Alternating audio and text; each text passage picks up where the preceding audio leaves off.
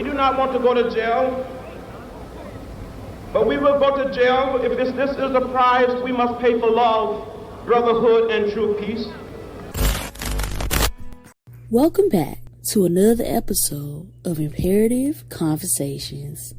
And in this episode, we will be discussing the legendary life of Congressman John Lewis. Congressman John Lewis was born in 1940 in a small town in Alabama. Growing up in the Jim Crow era, he experienced racism daily and made it his life mission to work against it. At 18 years old, John Lewis was destined to make a change.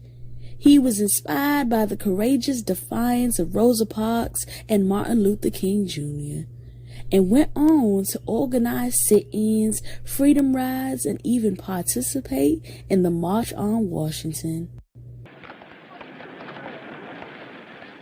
It was on February the 13th, and we had the very first sit-in here in Nashville. And I took my seat at the counter. I asked the waitress for a hamburger and a Coke. I said, I'm sorry, our management does not allow us to serve niggers in here.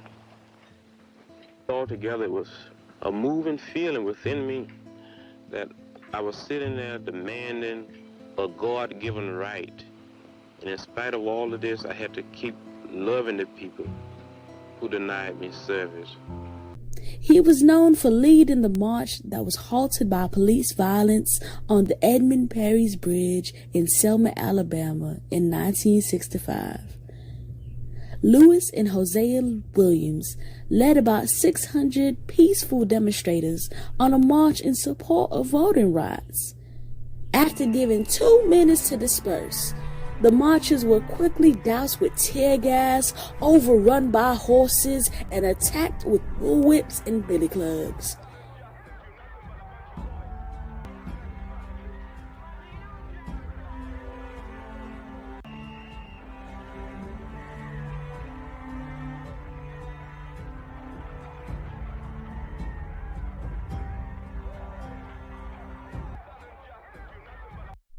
Lewis left the encounter with a fractured skull and then called on President Lyndon B. Johnson to take action in Alabama.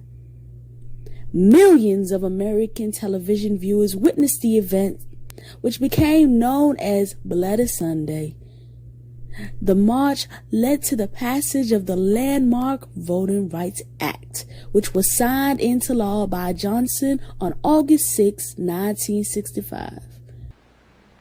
Their cause must be our cause too. Because it's not just Negroes, but really it's all of us who must overcome the crippling legacy of bigotry and injustice. The Constitution says that no person shall be kept from voting because of his race or his color. We have all sworn an oath before God to support and to defend that Constitution. We must now act in obedience to that oath. For his efforts towards liberation, John Lewis was arrested 40 times between 1960 and 1966. After a battle with pancreatic cancer, John Lewis died. We are left with his reminder to get in good trouble, necessary trouble, and help redeem the soul of America. What is good trouble, you might ask? Well, good trouble is the noise you make against injustice. It is voting. It is standing up for what is right. It is advocating for justice, and sometimes giving some blood or even your life to the right for freedom.